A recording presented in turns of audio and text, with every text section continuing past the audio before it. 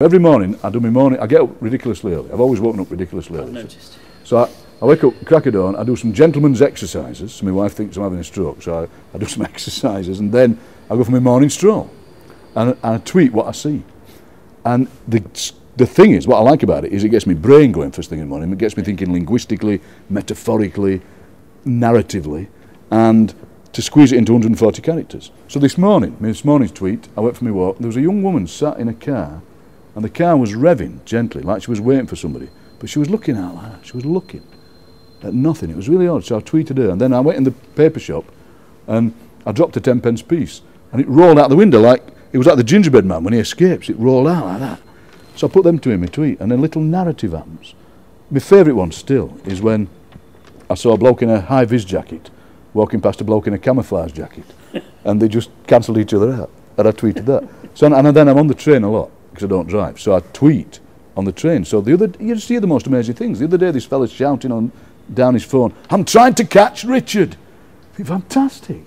You're going, Richard, I'm ready for you. You know, things like that. And then people, just snippets that people do. And what I want to do is, I always want people to go, is that all it is? I can have a go at that. I can actually tweet this, and it's poetry. I think it really is. It really, and my wife says I do it too much. And maybe I do. Maybe I'm a bit addicted to it. And then one day it'll fade away, and it's not going to last forever. But I like doing it. And I am followed by 12,000 people. Although what I find is that once you get to 10,000, you get followed by a lot of corporate people.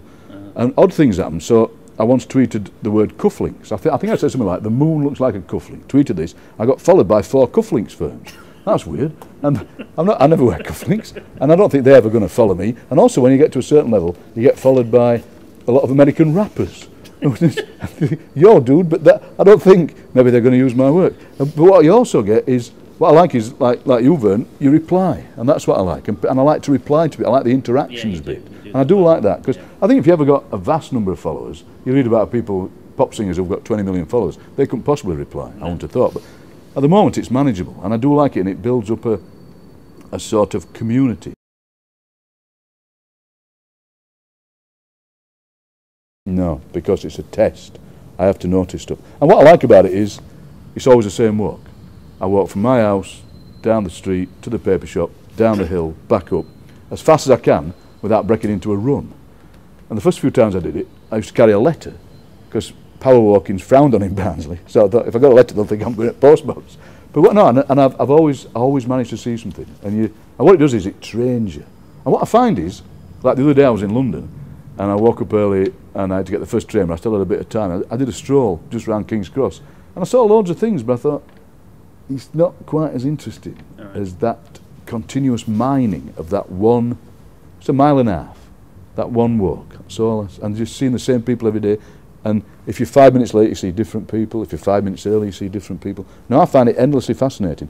And what I thought about was, I wonder if one day I'll not be able to move, or I'll not be able to get out of the house.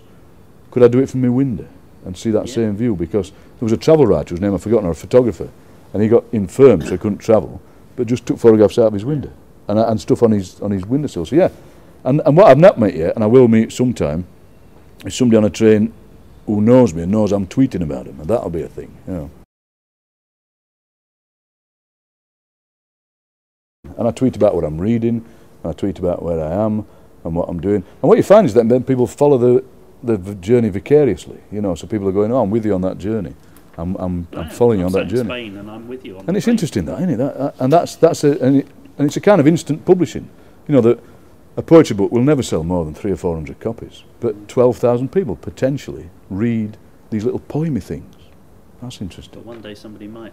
Well, somebody said to me, carriage as you, "Oh, that would be, yeah." Then thump you. They might thump me, but I'll tweet about it. I'll tweet as I'm being thumped. In a live thump tweeting. And people have said to me, "Why don't you put your tweets in a book?" That's like putting my cups of tea in a book. Because a cup of tea, the great thing about, I love cups of tea. The great thing about a cup of tea is it's an ephemeral thing. The kettle boils, you have a cup of tea, it's gone. That's the great thing about a tweet, it disappears. Well, several people have said to me, "Publish your tweets." And I've said, "No, I don't want to. I want them to fly away."